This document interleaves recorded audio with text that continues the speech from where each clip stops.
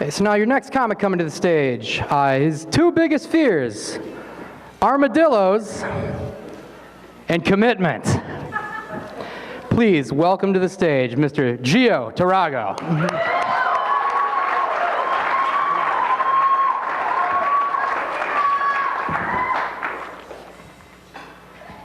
Thank you, folks.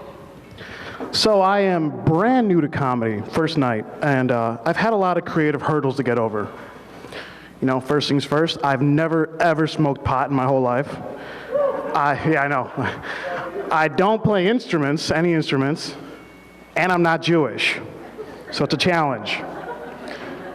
It's also very difficult to make time for comedy because I am a single parent. I'm a single father.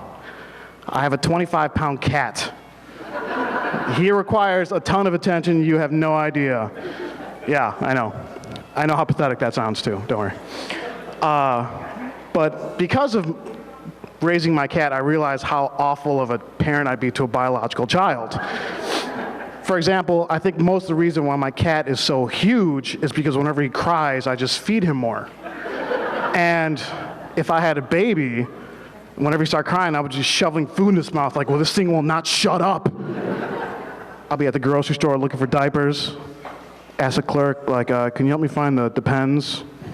Like the sumo-sized ones? They're like, you don't need them that big. I was like, they're not for me. They're for my 6-month-old. So I have many tattoos. Tattoos are fun. You can't just stop at one like a Pringles, you know?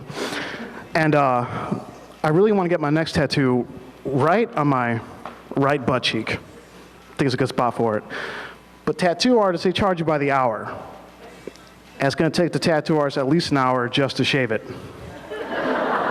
Yeah. I know that because on my left butt cheek, I've got all the names of my ex-girlfriends.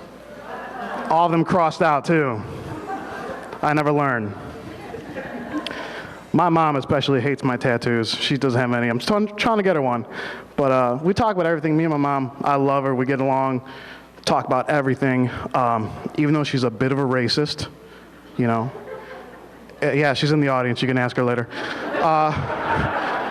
At first, I thought it was subtle racism, like driving through a bad neighborhood, you got to make sure your doors are locked. But over time, I've realized it's gotten worse. And everyone assumes she's such a sweet lady, too. But one time, I got back from Vegas with a really deep tan, and she called the cops on me. She said I was a suspicious person. Yeah, thanks, Mom. So I got back at her a couple weeks later. I told her I met this nice girl at work, and I was going to ask her out on a date. I said, Mom, by the way, she's black. I literally heard her heart break over the phone. It's the greatest sound ever. I heard the same sound last week when the Cubs got knocked out of the playoffs, all over the city.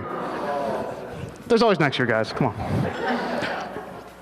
But you know what's funny about that is, much to their disappointment, I am a black man at heart. I am. I love rap music. I think NASCAR is the stupidest shit in the world. And I find white women irresistible. Just not the overweight ones. That'll take a second, yeah. I like to stay in shape. I think being healthy is very important. But every once in a while, people try to get free fitness advice out of you. So this one lady at work, she asked me how she could gain weight. She felt like she was too thin. I was like, okay, I could help you out there. Why don't you try eating healthier foods? She said, no. I was like, okay, why don't you exercise a little bit more? No. I was like, all right, you want to put on weight immediately? She's like, yeah. It's like tomorrow? Yeah. Get married. So my doctor's office where I go sometimes, they say that they sell Viagra there for $10 a pill.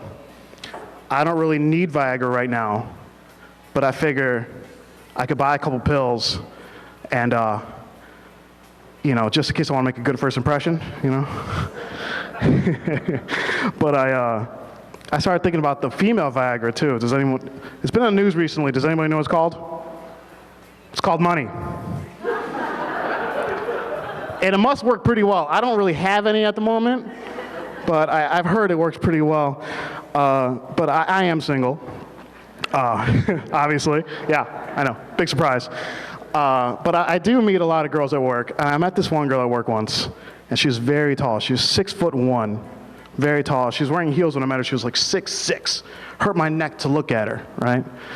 So she gave me her number, and I was all excited, and I texted her. She never got back to me. And I was so disappointed in that, because I was really looking forward to going up on her. All right, you guys have been great. Thank you very much.